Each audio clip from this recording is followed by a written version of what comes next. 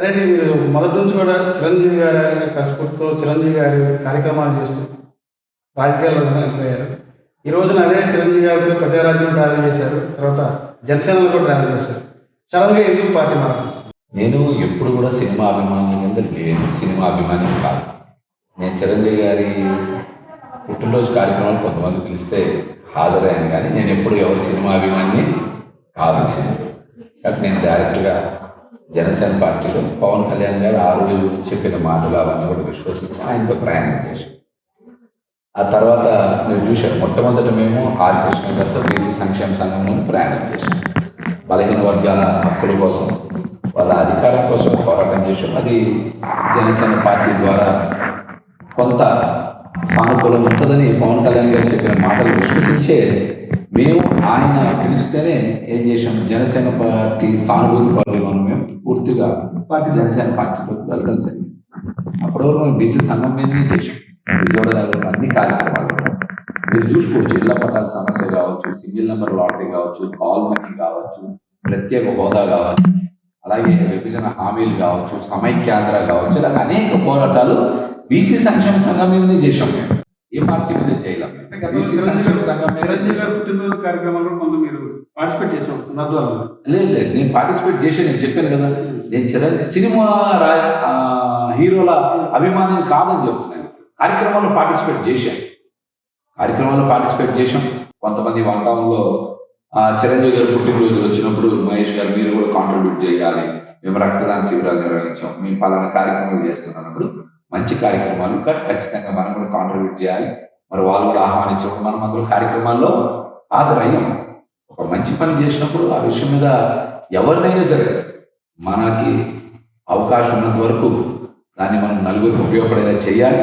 మరి ఎవరైతే మంచి పని చేస్తారో వాళ్ళు కూడా సహకరించాలనే ఉద్దేశంతో మేము ఆ కార్యక్రమాల్లో భాగస్వామ్యం వాళ్ళకి మేము సహకరించాం కూడా, ఆర్థికంగా కూడా. అంటే జనసేనలో మీరంతా అగ్రెసివ్గా పనిచేశారు. సాక్షాత్తు అప్పటి ముఖ్యమంత్రి జగన్మోహన్ రెడ్డి మీద కూడా డైరెక్ట్గా అసలు విమర్శించారు. సజ్జల గారి టోటల్గా పార్టీ పరంగా చాలా బలంగా నిలబడ్డారు.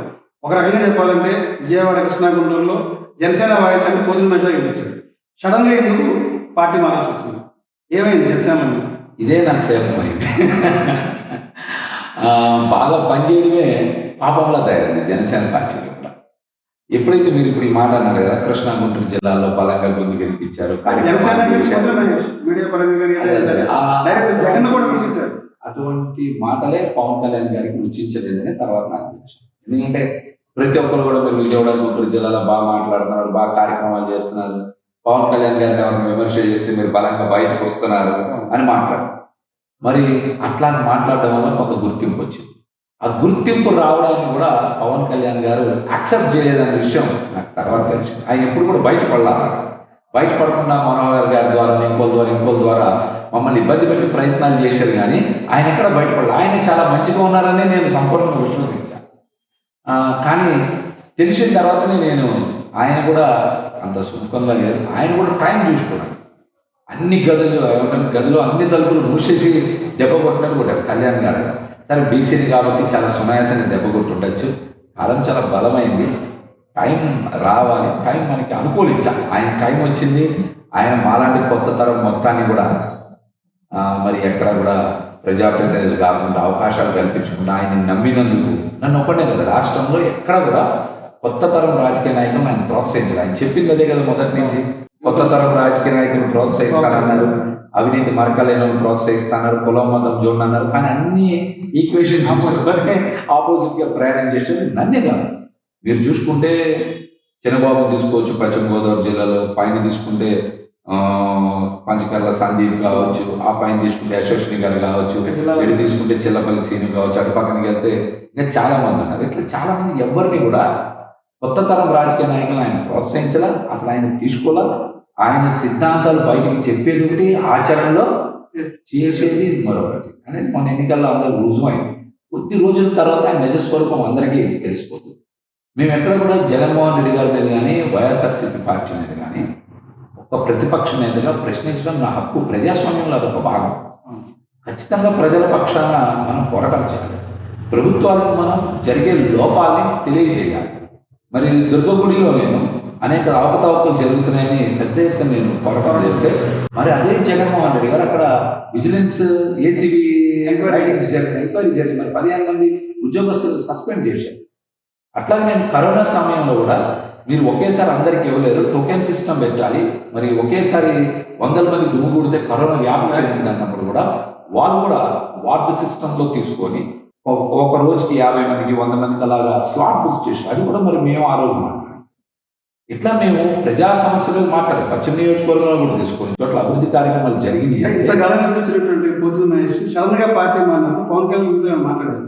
లేదు లేదు, పవన్ కళ్యాణ్ గారిని మీరు ఇక్కడ ఒకటి చెప్పాలి రాజకీయ, నేను పార్టీని సడన్ గా ఎక్కడ కూడా వదిలేదు. పవన్ కళ్యాణ్ గారు నన్ను వదిలేశారు, కానీ నేను పవన్ కళ్యాణ్ గారిని ఎక్కడ వదిలేదా. నేను ఫిబ్రవరి 25న ఆయన నన్ను హైదరాబాద్లో వాళ్ళ ఇంటికి పిలిచి నెక్స్ట్ జాబితాలో నీ పేరు వస్తుందని చెప్పారు. చెప్పిన తర్వాత ఎమ్మెల్యే సీట్ జాబితాలో కావాలంటే ఆయన ఇంటి సీసీటీవీ ఫుటేజ్ చూసుకోని ఆ రోజు కూడా చెప్పారు. ఆ రోజు మరి లింగంనేని రమేష్ గారు ఉన్నారని కూడా చెప్పారు. మరి మేము మీటింగ్ మాట్లాడుకున్నాం. మరి ఫిబ్రవరి 25న మీరు చెప్పిన తర్వాత కదా నేను అక్కడి నుంచి వచ్చి విజయవాడలో ఇంకా ప్రచారం స్పీడప్ చేసి ఇంట్లో వాళ్ళని కూడా తిప్పాను.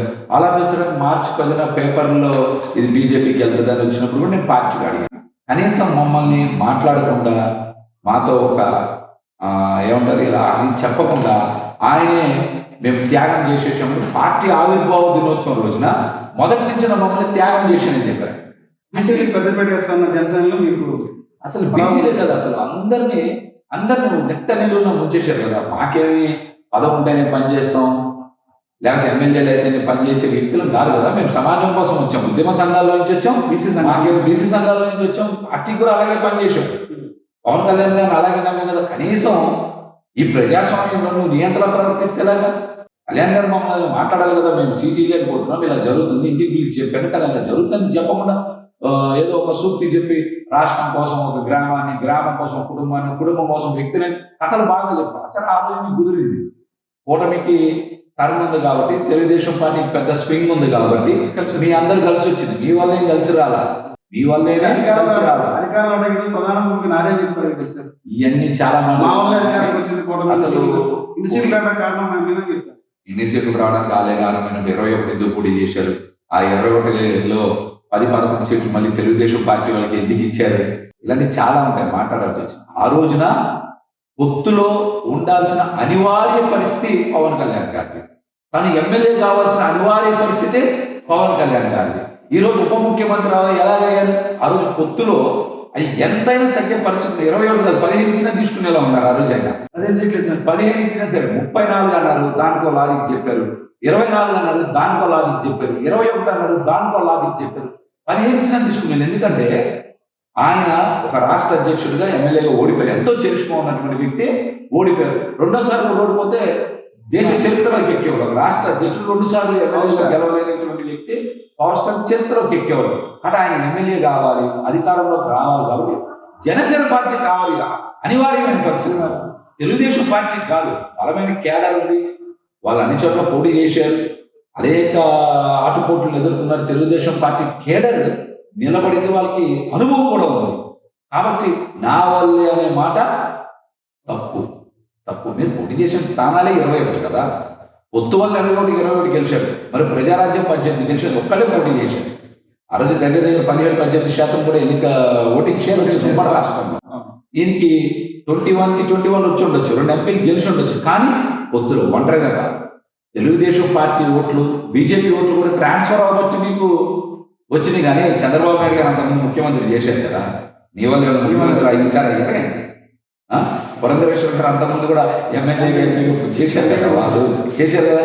మరి ఈ రోజు ఏమైనా కొత్తగా చేస్తున్నారు వాళ్ళు? మీకు కొత్త ఇలాంటి వాస్తవాలు చెప్తే అందరికి కోపం వస్తుంది కదా నా మీద, అంతేనా? ఇలాంటి వాస్తవాలు చెప్తే కోపం. పొత్తు అనివార్యం ఎవరికి? పవన్ కళ్యాణ్ గారికి, జనసేన పార్టీ, తెలుగుదేశం పార్టీ. అచ్చెన్నాయుడు గారి స్టేట్మెంట్లు కానీ, వరలరామయ్య గారి స్టేట్మెంట్ కానీ, ఆ పార్టీ సీనియర్ లీడర్ స్టేట్మెంట్స్ కానీ అనేక సందర్భాల్లో మీరు చెక్ చేసుకోవచ్చు. వెనక్కి నేను ఏది కూడా నా సొంతంగా చెప్పట్ల. అనేక సందర్భాల్లో అచ్చెన్నాయుడు గారు, వరలరామయ్య గారు ఇట్లాంటి చాలా మంది నాయకులు మాట్లాడిన మాట ఏంటంటే, మేము ఒంటరిగా పోటీ చేస్తే మాకు 110 నుంచి 120 సీట్లు వస్తాయి, మేము పొత్తుతో వెళ్తే 140-150 సీట్లు వస్తాయని వాళ్ళే చెప్పారు కదా. అప్పుడు పొత్తు కావాల్సింది ఎవరికి? జనసేన జనసేన పార్టీ. పొత్తు కోసం ఆరాటపడిందే పవన్ కళ్యాణ్ గారు. ప్రభుత్వ వ్యతిరేక ఒకటి చీలనివ్వనని ఇవన్నీ కూడా ముందే చెప్పారు కదా. రాజమండ్రిలో అయిందని చెప్పడం ఇవన్నీ కూడా అవాస్తవం.